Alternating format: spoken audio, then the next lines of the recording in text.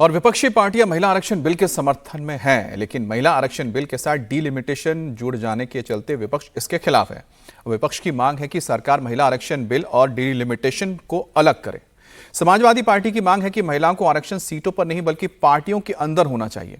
वहीं विपक्ष का आरोप है कि महिला आरक्षण बिल को लेकर सरकार की नीयत साफ नहीं है। 33% सीटें कौन सी होंगी?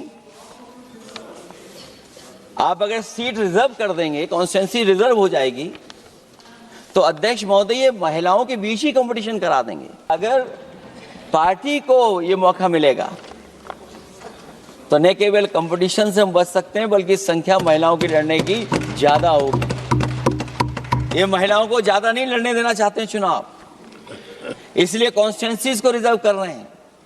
अध्यक्ष महोदय, हमारा पक्ष है, हमारी मांग है कि ये जो लागू हो आरक्षण, वो पार्टी को मौका मिले, पार्टी लड़ाए उनको, पार्टी संख्या तय करे। ये क्या तरीका है कि महिला आरक्षण को लागू करने के लिए आप एक डिलिमिटेशन को बुलडोज कर रहे हो? बुलडोज कर रहे हो आप डिलिमिटेशन। आप जो ये बिल में आप जो ये संख्या लाए हो क्लॉज 3 में कि आर्टिकल 81 ऑफ कॉन्स्टिट्यूशन में संशोधन आना चाहिए कि 815 मेंबर्स आने चाहिए, ये कहां से आया? ये संख्या किसने निर्धारित किया? सरकार। और इसीलिए तो हम इस बिल का विरोध कर रहे हैं। जम्मू कश्मीर के जब आपने परिसीमन की तो वहां पे आपने डिलिमिटेशन कमीशन बैठाई और वहां पर आपने सेंसस, कौन से सेंसस का आपने इस्तेमाल किया? 2011 का। और दूसरे तरफ आपने असम में परिसीमन की, वहां पर परिसीमन की दायित्व खुद केंद्र चुनाव आयोग ने ले ली और वहां पर परिसीमन के सेंसस के आधार पर हुआ 2001 पर। हम तो उसको पूरा खिलाफ है। सब विरोधी दल इसको विरोध कर रहे हैं। हम वोट भी देंगे इसके खिलाफ, देखेंगे क्या होता है। ये खराब प्लान है। साउथ इंडियन स्टेट्स इसे नुकसान में पड़ेगा। और लोकसभा में विपक्ष ने महिला आरक्षण बिल के सहारे सरकार को अपने सियासी चक्रव्यूह में फंसाने की कोशिश की, लेकिन गृह मंत्री अमित शाह ने विपक्ष के हर सवाल का जवाब देकर विपक्षी बोलती बंद कर दी।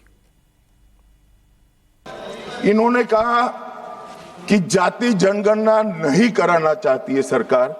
इसको भी मुझे स्पष्ट कर देना चाहिए, सरकार की कैबिनेट ने नरेंद्र मोदी जी के नेतृत्व में जाति जनगणना करने का निर्णय कर लिया है।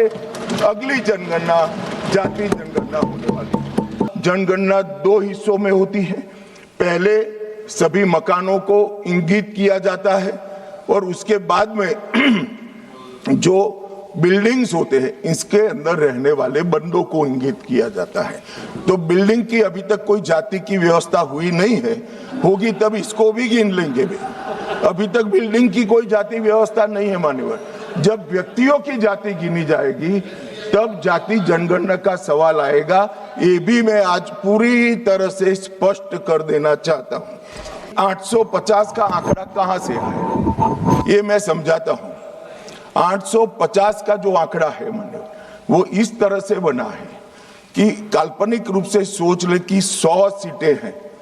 अगर 33% माताओं को, मातृशक्ति को आरक्षण देना है तो उसमें 50% बढ़ाते हैं तो सीटें होती है 150 और 150 जब होती है इसका 33% करते हैं तो 100 सीटें ऑटोमेटिकली हो जाती हैं। जो 543 सदस्य बैठे हैं इसमें 50% वृद्धि होगी। इसका 33% जब माताओं के लिए रिजर्व हो जाएगा तब 543 की 43 ओपन सीटें होगी जहां पर भी महिलाएं लड़ सकती। तो ये 50% इस तरह से आया है और 850 है वो राउंड ऑफ फिगर है। 816 एग्जैक्ट संख्या होगी। डीलिमिटेशन कमीशन का जिक्र आया कि डीलिमिटेशन कमीशन में आप आपके लोग बिठा दोगे, ये करोगे वो करोगे। तो मैं माननीय सदस्य प्रियंका जी को कहना चाहता हूं, हमने डीलिमिटेशन कमीशन एक्ट के अंदर कोई बदलाव नहीं किया है। फुल स्टॉप कोमा में आपका डीलिमिटेशन कमीशन एक्ट को हमने रिपीट किया है। अगर आपने उस वक्त मैनिपुलेशन किया है तो मैं इतना कह सकता हूं, आप कह रही हो कि इससे मैनिपुलेशन होगा, तो आपने अगर उस वक्त ये एक्ट का उपयोग कर कर मैनिपुलेशन किया होगा तो मैं इतना कर सकता हूं कि हम नहीं करेंगे।